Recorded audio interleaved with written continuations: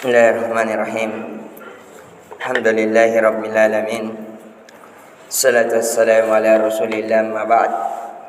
Allahumma nas'aluka ilman nafi'an wa rizqan tayyiban wa amalan mutaqabbalan.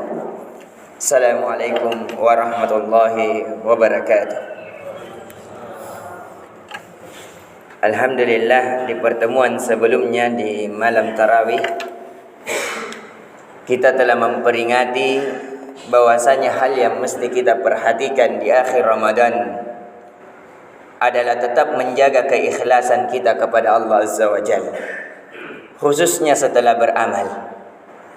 Karena ketika kita menghilangkan keikhlasan atau tidak ada keikhlasan di dalam hati kita, khususnya setelah beramal, maka itu bisa menghapuskan segala amalan-amalan yang kita lakukan, sebesar dan sehebat apapun yang telah kita lakukan.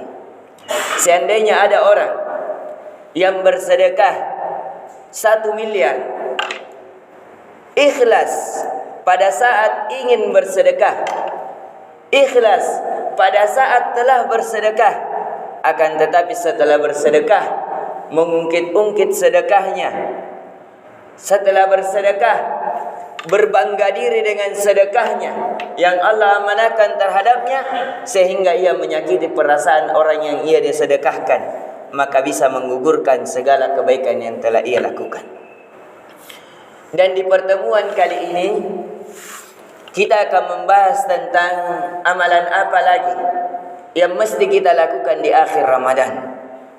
Setelah berkeyakinan menjaga keikhlasan kepada Allah Azza wa Jalla yang berada di atas arsy, adalah banyak beristighfar kepada Allah Azza wa Jalla.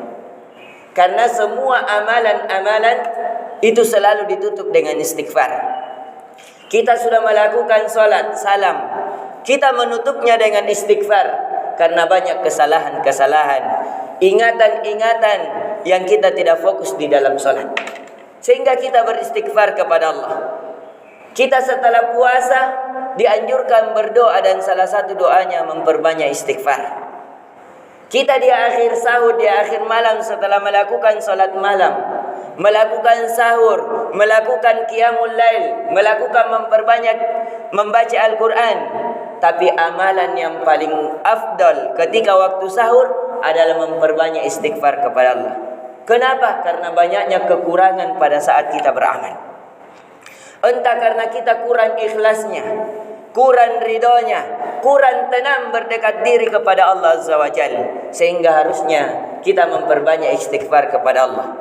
Khususnya di bulan Ramadan ini, di akhir bulan Ramadan, mari kita memperbanyak istighfar kepada Allah. Mungkin sebelum kita dipertemukan dengan bulan Ramadan, kita sudah pernah berjanji kepada Allah, kalau saya mendapati bulan Ramadan, saya akan menghatamkan Al-Quran. Padahal sampai saat ini hataman Al-Quran, lembaran Al-Quran kita belum juga terhatamkan.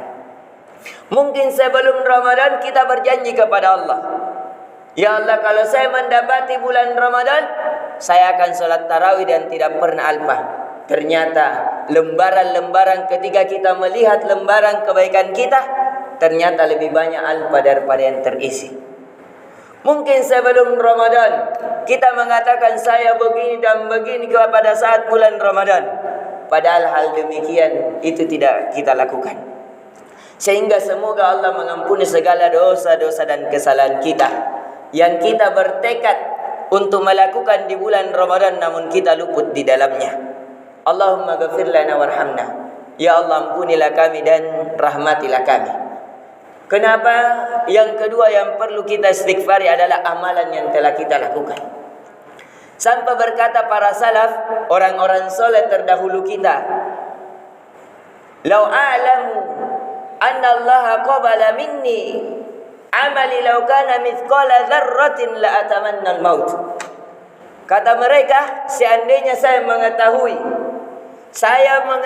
dengan sebenar-benar pengetahuan bahwasanya Allah Azza wa Jalla telah menerima satu amalan saya walaupun kecil sekali, maka tidak ada yang saya harapkan kecuali kematian. Ini sampai-sampai perkataan mereka.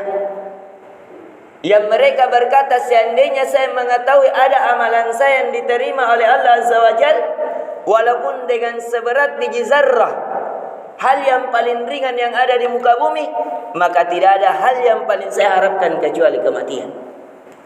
Maka dari itu, hendaknya kita beristighfar kepada Allah, memperbanyak istighfar, memohon ampun kepada Allah Azza wa Jal atas segala kekurangan ketika kita beribadah kepadanya. Kurangnya semangat ketika kita mendekatkan diri kepadanya. Kita lebih bersemangat ketika mengejar dunia dengan begadang, dengan penuh mujahadah, dan dibandingkan ketika kita solat malam misalnya, baru 1 jam kita mengatakan kenapa lama sekali imamnya, kenapa lama sekali. Padahal kita berdiri mengejar dunia, jangankan 1 jam, 3-5 jam pun kita tahan. Itu kekurangan. Kita lebih bernikmat terhadap hal yang sedikit daripada hal yang banyak.